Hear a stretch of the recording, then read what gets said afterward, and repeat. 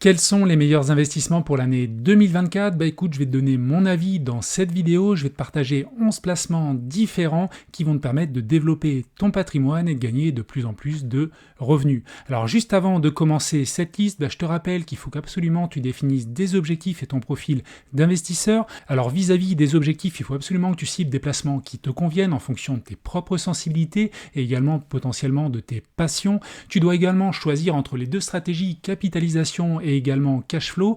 Capitalisation, c'est tout simplement chercher une appréciation de ton capital, alors que le cash flow va te permettre en fait de toucher régulièrement des dividendes ou des intérêts ou des coupons. Il faut également cibler le long terme, on ne va pas parler de court terme, de casino, de spéculation, de trading dans cette vidéo, mais vraiment d'investissement.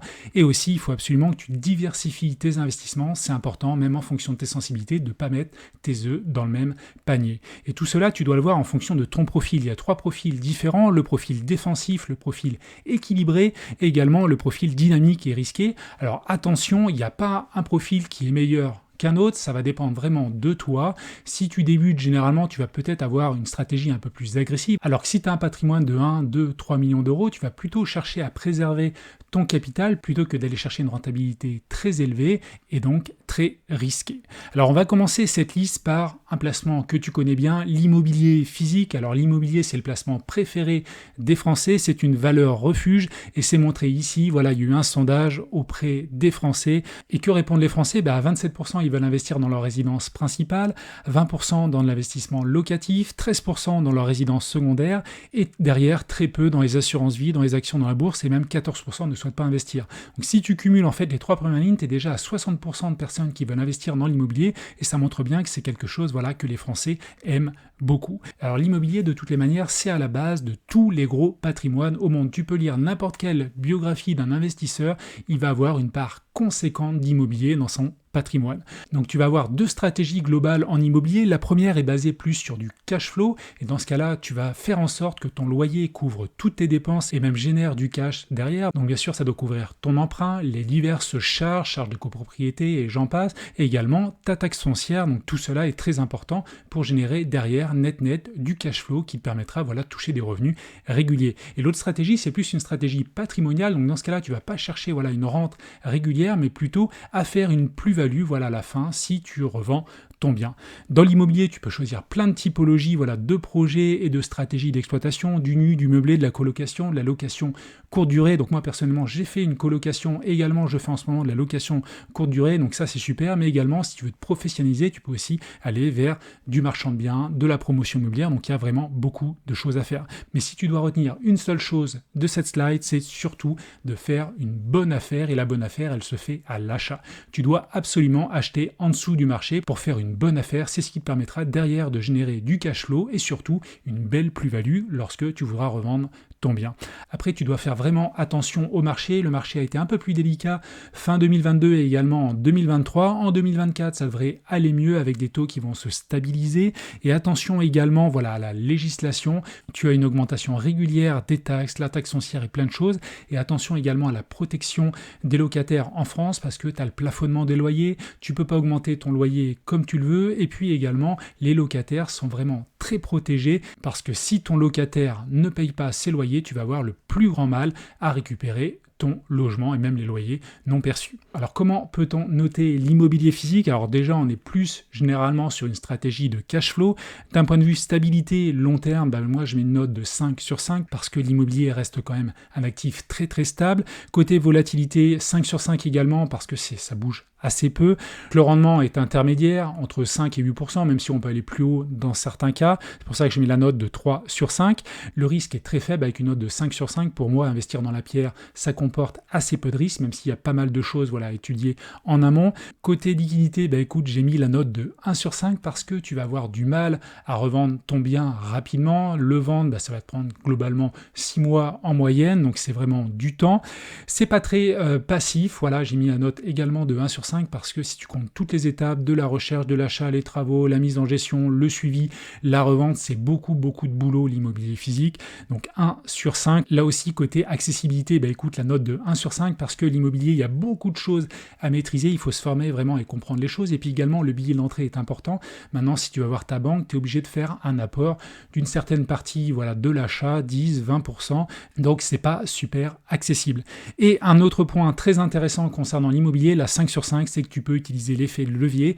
Tu peux aller voir ta banque, bénéficier d'un crédit qui représentera 80-90% de la somme. Et ça, c'est génial parce que tu vas toucher ton rendement de 5 à 8% sur la globalité, donc ton apport personnel, mais également sur ce que tu as emprunté auprès de la banque. Donc tout cela m'a permis de donner une note de 3,3 sur 5. Donc passons maintenant au deuxième investissement pour l'année 2024, c'est la bourse et notamment l'investissement dans les actions. Alors les actions, c'est tout simplement acheter une part du capital social d'une entreprise. Là, on va vraiment investir dans l'économie réelle, par exemple dans Total, dans LVMH, dans L'Oréal et j'en passe. Alors j'exclus bien sûr dans ce type d'investissement tout ce qui est casino, tout ce qui est trading, options, produits à effet de levier parce que c'est pas le but. Et concernant la bourse et les actions, écoute, tu as plein de sous-catégories. Je vais t'en donner que deux très intéressantes. La première, c'est les ETF. Les ETF vont te permettre en fait d'investir notamment dans un indice, par exemple dans le CAC 40 en France ou dans le S&P 500 aux États-Unis ou même dans un ETF monde pour être très diversifié géographiquement. Donc investir dans un ETF, c'est vraiment simple et c'est diversifié. Et une autre possibilité, c'est d'investir dans des actions. Donc là, il va falloir que tu fasses des analyses. Tu peux investir dans Tesla, LVMH, Total, Google. Donc ça, c'est vraiment intéressant si tu veux analyser les bilans financiers des entreprises, regarder ce qu'elles génèrent en termes de chiffre d'affaires, de bénéfices. Donc ça, c'est vraiment quelque chose qui peut être intéressant. Et puis, tu dois choisir si tu veux investir dans des actions plutôt value ou croissance. Value, ça va être des sociétés qui sont très stables, qui génèrent du cash régulièrement, mais qui ont peu de perspectives de croissance et qui vont verser en parallèle généralement des dividendes. Alors que des entreprises de croissance comme Google, par exemple, ne vont pas verser de dividendes parce qu'elles réinvestissent tout leur argent directement dans des projets pour chercher avoir une croissance la plus forte possible et grossir encore et encore. Et je te rappelle également un petit peu comme l'immobilier qu'une bonne affaire se fait à l'achat. C'est pas parce que l'entreprise te paraît intéressante qu'il faut l'acheter à des prix très hauts. Non, il faut essayer de trouver un bon point d'entrée. Donc je t'ai mis quelques graphes. Là, c'est le graphe du S&P 500 sur 10 ans. Il y a eu une évolution de 160%. Donc c'est monstrueux. Si on regarde toujours sur le S&P 500 sur une durée de 20 ans, écoute, là on a une progression de 329%. C'est énorme malgré la crise de 2008 qui a amené quelques années de stabilisation avant de repasser au-dessus et de continuer cette croissance très conséquente. Et puis si je te montre le CAC 40, écoute, sur une période de 10 ans, il y a une augmentation de 76%. Et encore, c'est que le CAC 40, il n'y a pas les dividendes. Il faudrait plutôt prendre le CAC 40 GR, mais clairement, en prenant les dividendes, on doit dépasser les 100%. Alors si on essaie de noter la bourse, écoute, déjà d'un point de vue stratégie, on est plutôt sur de la capitalisation, on va avoir une appréciation des titres. Côté stabilité, j'ai mis une note de 3 sur 5. Volatilité, bien sûr, c'est plus volatile que l'immobilier, j'ai mis également une note de 3 sur 5. Par contre, le rendement est plus conséquent, entre 8 et 12%, notamment quand tu regardes les rendements que je viens de te présenter sur les graphes. Le risque est plus important que l'immobilier, je t'ai mis un risque intermédiaire de 3 sur 5. Par contre, là, l'avantage, c'est que c'est beaucoup plus liquide. Tu peux récupérer ton argent très facilement en passant un ordre et sous 2-3 jours, ton argent sera sur ton compte bancaire. C'est relativement passif. Je t'ai mis une note de 3 sur 5 intermédiaire. Bien sûr, si c'est des ETF, j'aurais pu mettre la note de 4 sur 5, voire même 5 sur 5. Mais si tu investis dans les actions, il va falloir quand même analyser les bilans financiers de la société. Donc, il va falloir regarder vraiment ce qu'elle a dans le ventre. Les bénéfices, c'est pas mal d'indicateurs. Donc, 3 sur 5. L'accessibilité, c'est très accessible. On peut facilement acheter des actions pour quelques euros, quelques dizaines d'euros. Donc ça, c'est vraiment top. Et pour l'effet de levier, écoute, il n'y a quasiment pas d'effet de levier, ou du moins, il y a des possibilités, mais je te le déconseille clairement. C'est pour ça que j'ai mis la note de 2 sur 5. Et la note globale pour la bourse est de 3,6 sur 5. Alors passons au troisième de la liste, à savoir les crypto-monnaies. Alors les crypto-monnaies, ce sont des monnaies numériques à usage sur Internet qui sont indépendantes en fait des réseaux bancaires et liées à un système de cryptage et donc une blockchain. Alors tu as différentes crypto-monnaies, bien sûr, tu as les deux gros, principalement Bitcoin et également Ethereum, ce sont les crypto kings comme j'aime bien les appeler. Tu as également les altcoins qui sont des cryptos secondaires. Tu as également les stablecoins, donc ça c'est intéressant. Ce sont des crypto-monnaies qui vont être corrélées à l'euro, au dollar, et ce qui est intéressant également, c'est que tu vas pouvoir prêter cet argent-là, prêter des stablecoins et tu vas toucher des intérêts réguliers là-dessus. Et enfin, tu peux aussi investir dans des ETF crypto et ça c'est vraiment pas mal pour avoir plus de diversification. Alors il est à noter que les crypto-monnaies sont bien plus performantes que le S&P 500 sur les dernières années. C'est un marché très conséquent de 1000 milliards, mais en fin de compte qui représente très peu par rapport aux GAFAM, Google, Amazon, Facebook, Apple et Microsoft. À noter également qu'on va avoir un halving en avril 2024 sur le Bitcoin. Ça veut dire que ça va apporter de la rareté parce qu'il y aura de moins en moins de Bitcoin qui va être apporté sur le marché. Alors si tu regardes cette petite courbe du Bitcoin depuis 10 ans, depuis 2011 jusqu'à 2023, 12 ans on va dire, on est passé, on était globalement à zéro au départ, on est à 38 000 $ aujourd'hui, donc c'est vraiment énorme. Et si on essaie de noter donc cet actif, écoute, on est plutôt là sur une capitalisation, on va chercher une appréciation du capital. La stabilité sur le long terme, écoute, j'ai mis une note de 2 sur 5 parce qu'on ne sait pas ce que ça va donner sur le long terme. Les gouvernements pourraient légiférer, donc attention là-dessus. Côté volatilité, bien sûr 1 sur 5 parce que la volatilité est énorme, on peut avoir des baisses de 80%, donc c'est très conséquent. Côté rendement, j'ai mis une note de 5 sur 5, on peut avoir des rendements entre 12 et 20%, donc c'est vraiment très conséquent et intéressant. Côté risque, écoute, c'est très risqué, donc une note de 2 sur 5. Liquidité, comme les actions, c'est très facile de revendre ses actifs et de récupérer donc son argent. Côté passivité, là c'est quand même très passif, tu investis dans les crypto-monnaies. L'accessibilité est intermédiaire avec une note de 3 sur 5 parce que c'est pas si simple au départ, tu as une barrière à passer pour investir dans les crypto-monnaies, donc il faut vraiment te former là-dessus. Et on peut utiliser là également de l'effet levier, je te le déconseille quand même, donc 2 sur 5, ce qui donne une note globale de 3 sur 5 pour les crypto-monnaies. Donc on va passer au suivant dans la liste et ce sont les obligations. Les obligations, ce sont des parts de la dette, soit d'une entreprise, soit d'un État. Donc tu peux acheter des obligations pour la France, pour les États-Unis, pour le Trésor américain. Donc là, pourquoi cela? Parce que les entreprises ou les États ont besoin de financement pour financer leur croissance, des projets et pas mal de choses. Donc attention quand même à bien sélectionner notamment les pays parce que tu as des pays qui sont plus risqués. Parce que si tu vas investir sur le Venezuela ou l'Argentine où il se passe pas mal de choses en ce moment, ça risque d'être un petit peu compliqué. Tu vas investir sur une durée entre 5 et 20 ans et tu vas toucher pendant cette durée des coupons, ce qui fait que tu es plutôt sur une stratégie de cash flow. Et je voulais te parler également des obligations TIPS qui sont des obligations qui te protègent en fait de l'inflation, c'est-à-dire que le capital que tu as investi va s'apprécier en fonction de l'inflation, indépendamment des intérêts que tu vas quand même toucher en parallèle. Donc ça peut être intéressant de regarder ce genre de choses, notamment en ce moment où l'inflation est assez conséquente. Donc si on essaie de noter les obligations, donc stratégie plutôt de cash flow, on a quand même une stabilité parce que généralement on mise quand même sur des dettes d'État, la France, les États-Unis, donc il y a une certaine stabilité long terme. Pour la volatilité, j'ai mis 4 sur 5. Le rendement, par contre, est assez faible. Bien sûr, c'est plus sécurisé, mais le rendement est moindre. Donc là, 1 sur 5, parce qu'entre 3 et 5%, ça fait quand même assez peu. Le risque est pas très important, c'est pour ça que j'ai mis une bonne note de 4 sur 5. Côté liquidité, là aussi, c'est relativement liquide. C'est relativement passif également avec une note de 4 sur 5. C'est très accessible également parce que pour quelques dizaines d'euros, tu peux investir. Et enfin, tu n'as pas d'effet de levier à ma connaissance qui donne pour les obligations une note de 3,4%.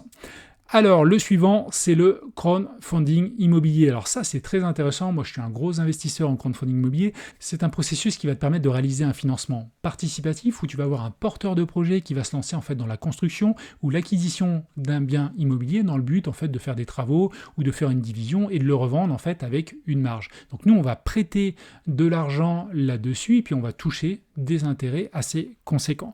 Donc on a des projets donc de marchand de biens ou de promotion immobilière, voire même de refinancement dans certains cas.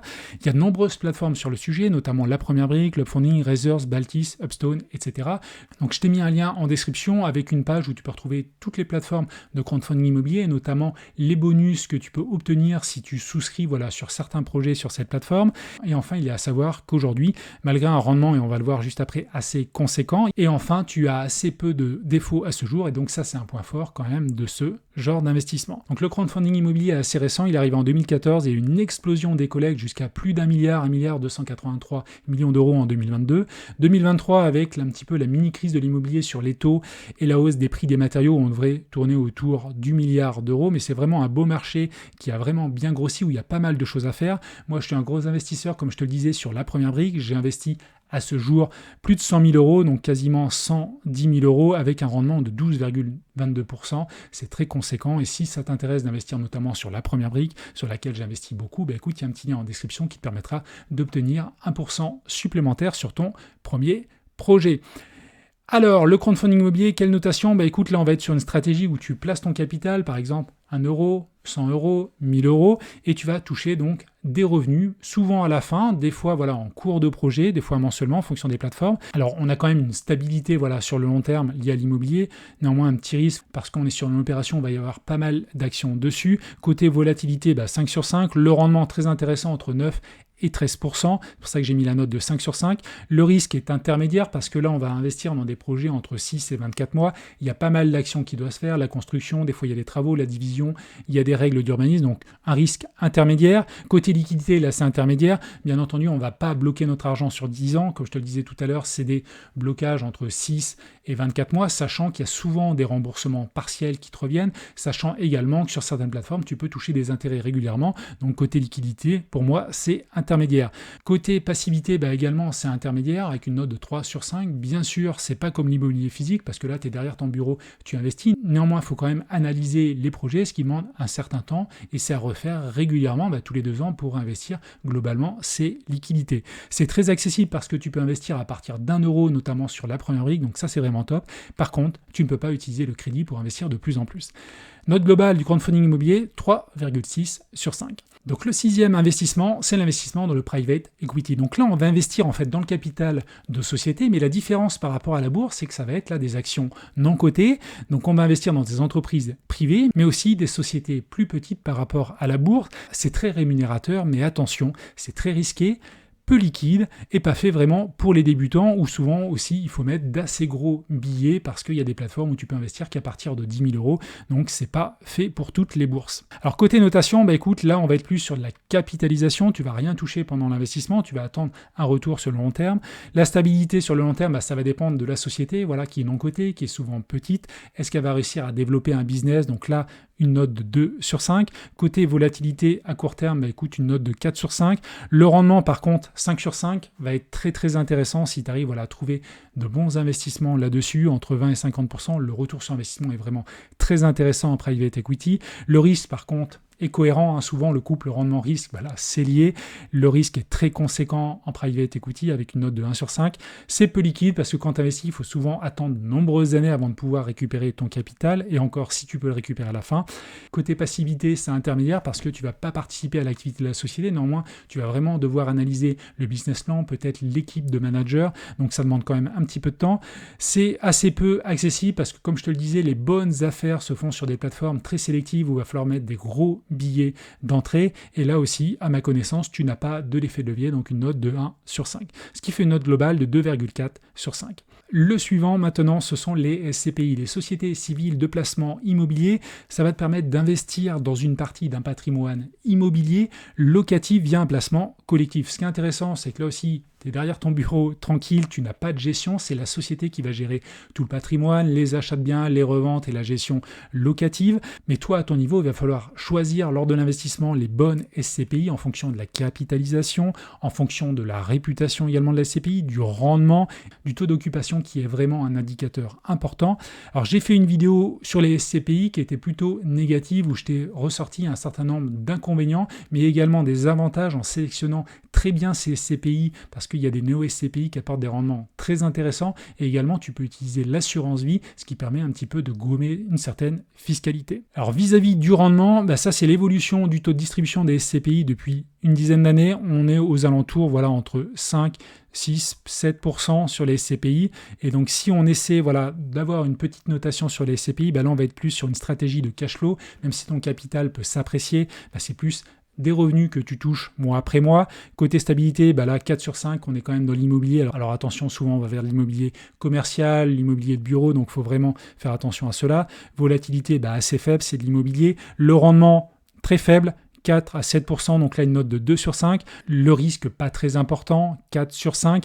Liquidité intermédiaire, bien sûr tu vas pouvoir ressortir, mais c'est un marché secondaire, donc souvent tu ne pourras pas récupérer tes liquidités immédiatement, il faudra attendre quelques semaines, voire quelques mois.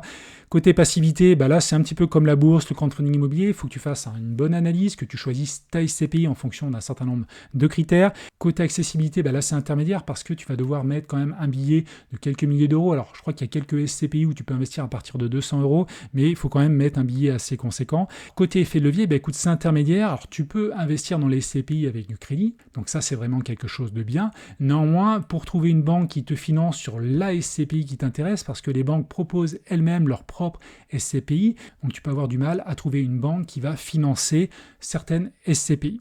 Donc une note globale pour les SCPI de 3,4 sur 5. Le 8e de la liste, c'est l'immobilier fractionné. Donc ça, c'est quelque chose qui a vraiment le vent en poupe, qui va grossir en 2024. Là, on va acheter, comme les SCPI, une fraction d'un bien immobilier et toucher des loyers, voire même une plus-value à la cession. Ce qui est intéressant, c'est que le patrimoine des SCPI est vraiment dilué. Il y a de nombreux immeubles, nombreux bâtiments. Là, on va plus investir dans un bien précis sur certaines plateformes, dans un restaurant. Moi, j'ai investi dans une boulangerie à Paris assez haut de gamme récemment. Donc là, on est sur un investissement qui rentre en concurrence avec les SCPI, qui aura le vent en poupe en 2024. Pourquoi ? Parce que de nombreuses plateformes se lancent là-dessus, et notamment la plateforme Cloudfunding, qui est très connue dans le crowdfunding immobilier, se lance de plus en plus dans des projets d'immobilier fractionné. Tu as également la plateforme Brix, Tantième, Stril, Realty, qui propose de l'immobilier fractionné et tokenisé. Donc il y a pas mal d'acteurs sur le terrain avec des rentabilités assez intéressantes. Alors si on essaie de noter un petit peu cet investissement, là on va être sur une stratégie de cash flow. On investit dans l'immobilier, donc on a une bonne stabilité. Côté volatilité, 5 sur 5, parce que là aussi c'est de l'immobilier. Le rendement entre 4 et 8%, voire même des fois 9 ou 10% pour Realty, donc ça c'est intéressant. Un rendement intermédiaire, j'ai mis à 3. Le risque à 4 sur 5, liquidité à 3 sur 5, parce qu'on ne peut pas sortir quand on veut, même si on touche quand même des intérêts, on peut sortir une fois par an ou ce genre de choses. Passivité, écoute, là aussi c'est intermédiaire, tu es derrière ton bureau, tranquille, tu vas investir. Par contre, il faut analyser les projets, donc ça demande un petit peu de temps. Accessibilité, écoute, 4 sur 5 parce que tu peux investir vraiment à partir de quelques dizaines d'euros, donc ça c'est vraiment top. Et puis pas d'effet de levier contrairement au SCPI, donc ça c'est un petit désavantage. Donc une note totale de 3,5 sur 5. Le suivant, c'est un petit peu particulier, ce sont des investissements alternatifs, investir dans le vin, dans les voitures, dans de l'art. Donc là, il y a pas mal de choses à faire là-dessus, mais attention, ce n'est pas fait pour tout le monde. Il faut vraiment quand même, je pense, que tu aies une certaine passion derrière. Et puis, comme toujours, il va falloir maîtriser le marché à l'achat pour faire une bonne affaire, la revente également pour avoir une certaine liquidité, et puis la conservation de ton bien, notamment si on parle de vin ou ce genre de choses. Donc là, je t'ai mis un petit bilan des investissements sur une dizaine d'années et sur 12 mois. Alors ça date de 2021, mais ça va te donner un petit peu une idée. Tu vas investir dans le vin, dans les montres, dans l'art, dans de la monnaie, dans des whisky rares. Donc tu vois, sur 10 ans, les whisky rares ont fait plus 428%. Alors bien sûr, toutes les classes ne vont pas permettre cela. Tu peux investir également dans des diamants qui ont pris que plus 23% en 10 ans, ce qui n'est pas énorme, etc., etc. Et pour l'analyser, là, on n'est plus sur de la capitalisation. On ne va pas toucher des intérêts mensuellement. On a une certaine stabilité à 4 sur 5 sur le long terme.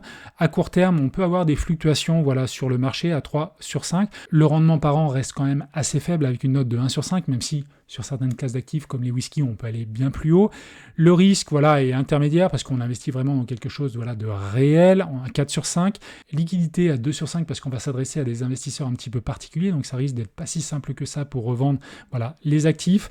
Passivité 2 sur 5 parce qu'il y a quand même du boulot pour trouver les bonnes affaires et bien connaître le marché et se former. Accessibilité 2 sur 5 parce qu'il y a des choses qui coûtent très très cher quand même, donc le billet d'entrée n'est pas à quelques euros. Effet de levier, écoute, il n'y en a pas, on ne peut pas acheter à crédit, donc 1 sur 5. Ce qui fait un investissement à 2,4 sur 5. On va passer au 10e et l'avant-dernier qui est l'or, bien sûr, c'est une valeur refuge, défensive en cas de crise, guerre, pandémie. Alors l'or, je te le rappelle, ne produit rien, donc tu ne vas pas avoir de rente derrière. Par contre, ce qui est intéressant, c'est que c'est peu corrélé aux autres placements. Et puis, tu peux investir soit en réel, physiquement, acheter de l'or pour le mettre chez toi ou dans des banques, ou alors sous forme d'ETC, c'est un petit peu un équivalent d'un ETF, c'est une enveloppe qui te permet d'investir dans l'or assez facilement.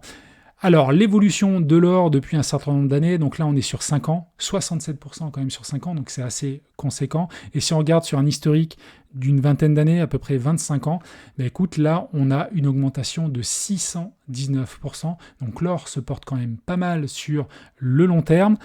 Alors là, on est plus sur de la capitalisation, comme je te l'ai dit, une stabilité voilà, de 5 sur 5 sur le long terme, parce que c'est quelque chose qui s'apprécie voilà, régulièrement sur le long terme. La volatilité, bah, écoute, 3 sur 5, parce que ça bouge quand même le cours de l'or en fonction bah, de la situation économique, de la situation mondiale. Il y a des petites variations, donc une volatilité intermédiaire de 3 sur 5. Le rendement, bah, c'est intéressant quand même, hein, 4 sur 5, de 7 à 9% voilà, par an. Le risque est assez faible, voilà, c'est un actif assez sécurisé, défensif. Liquidité 3 sur 5, bien sûr, parce que si tu achètes voilà, en physique des petits lingots d'or que tu mets à la banque, bah, écoute, la liquidité est un petit peu plus complexe. Passivité, 5 sur 5, tu n'as pas grand-chose à faire, même en termes d'analyse, tu investis sur l'or, point la ligne, tu n'as pas besoin d'analyser des bilans financiers, des projets de crowdfunding immobilier, ce genre de choses, donc là 5 sur 5. Accessibilité intermédiaire, parce que le billet d'entrée, alors pas très conséquent sur des ETC, mais par contre si tu veux investir voilà, en réel, ça risque d'être un petit peu plus conséquent, et là aussi, pas d'effet de levier. Donc on a une note de 3,6 sur 5, donc voilà sur les 10 premiers investissements. Alors avant de passer au dernier, écoute, on peut faire un petit point sur les plus gros scores. La bourse, voilà, se porte bien, 3,6%, c'est quelque chose, voilà, et c'est pour ça que je l'ai mis ici.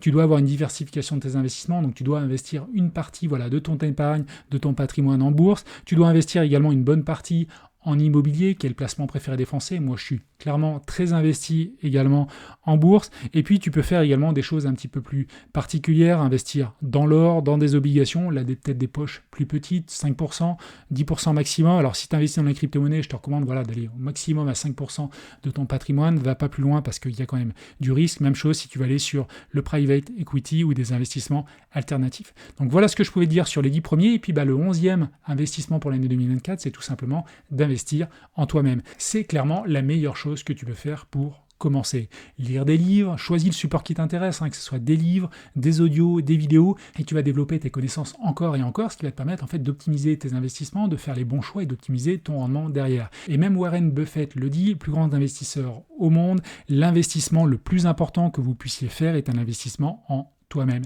Et je pousserai même au-delà, il faut que tu investisses en toi-même également d'un point de vue santé, dans ton sommeil, ton alimentation, faire du sport, parce que grâce à cela, tu vas avoir de l'énergie, tu vas pouvoir passer en suivant massivement à l'action, voilà, faire plein d'actions, te former, investir, tester des choses, et ça c'est vraiment essentiel. Et puis au final, tu vas avoir un petit peu de recul et tu vas pouvoir te poser les bonnes questions, les questions essentielles pour savoir qu'est-ce qui t'intéresse, comment optimiser au mieux ton patrimoine et développer donc tes revenus. Et si tu veux aller plus loin parce que maintenant la balle est dans ton camp, écoute, je t'invite à cliquer sur cette vidéo. C'est un guide complet sur le crowdfunding immobilier. Je t'explique comment j'ai investi plus de 250 000 euros. Je te donne les avantages et les inconvénients, comment tu peux avoir des rendements voilà, entre 11 et 12%. Donc si ça t'intéresse, écoute, je t'invite à cliquer ici et je te dis à tout de suite de l'autre côté si tu cliques.